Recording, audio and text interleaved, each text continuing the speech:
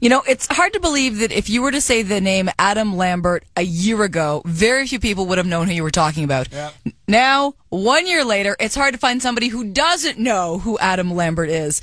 His debut CD is a hit. He'll be at the Grammys this weekend, and Adam is currently on a big Canadian media blitz. And yesterday, we had a chance to sit down and chat with him. First of all, very nice to meet you. Great to talk to you today. Thank you, likewise. Thank you very much. I gotta tell you, I'm surprised. I'm looking for your big entourage of people. Where are your people? They're in my pocket. Oh, nice. Oh, you have tiny people. Pocket people. What do you got? You have an entourage of Smurfs? Yes. One to do my makeup, one to dress me, one to tell me when to eat, and one to tell me not to feel so blue. But you seriously, I mean, because you are the hottest thing right now, you must have a whole bunch of people that kind of follow you everywhere. Well, I don't, it's not that intense. It's, I have a management team. I have a person that comes with me and like just kind of helps me like a day-to-day manager, and there's a publicist that comes along sometimes, and that's about it. Is it weird? Yeah, it's weird. Yeah. I mean, I'm glad that I have them, though, because there is a lot of work, and there is a lot of expectation, and I'm constantly having to run around, so they help me kind of stay sane.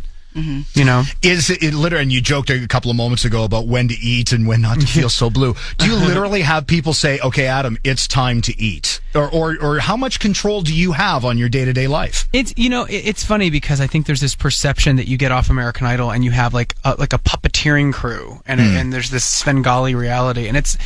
From day one off of that show, with the conception of my album to appearances to performances, I actually have a lot more input than I think people realize, which is great. I'm a little bit of a control freak, and one of the reasons why I got out of the theater and wanted to move into the recording industry is that I wanted to make a little bit more of a conscious contribution to what I do, and they've let me. It's been a great collaborative effort, and they let me, say no when I have to say no, and say yes when I have to say yes. You mean the theater wouldn't let you change the ending to West Side Story? No. I don't like the way this ends. It was awful. Adam Lambert is with us. His new single, What Do You Want From Me, is on Virgin Radio. This is a song written by Pink and Max Martin. Yeah.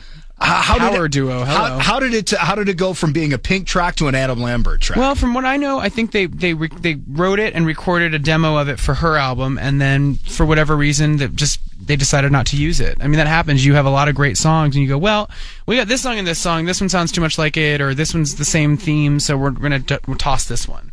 And I don't think it was tossed because of the quality. I think everybody agrees that it's a great song, and I heard the demo of it, and I thought, I really love this. And they said, well, would you like to record it? And I said, absolutely. I'd be honored. And I think it's a beautiful song. I think the lyrics are really universal. For me, there's a double meaning in it. On one hand, it's about like kind of emotional confusion that happens within a relationship. And on the other hand, it's been my way of kind of saying to the public, what do you guys want from me? I mean, this is a lot. This is a crazy new life that I've been kind of thrown into by choice.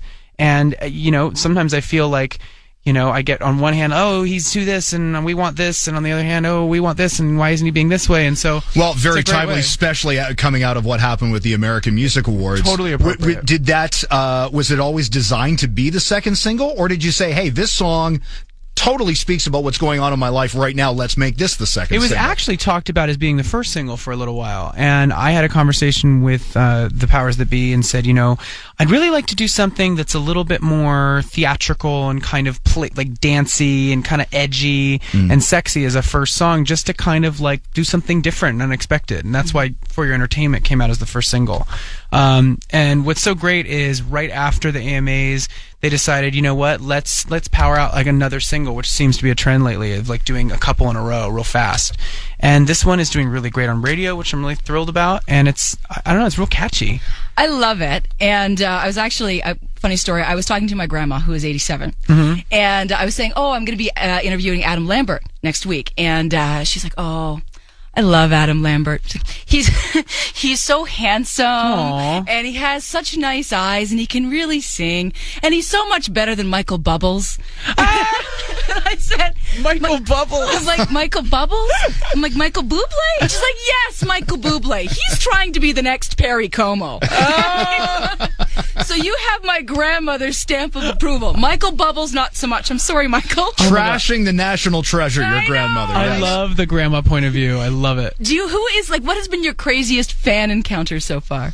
Oh man, I've had a handful of interesting encounters on the road this summer. There was a girl, probably like 26, really attractive in Jersey, and she was wearing like a chainmail top, like barely there top. Mm-hmm. She was really cute, thin, tan.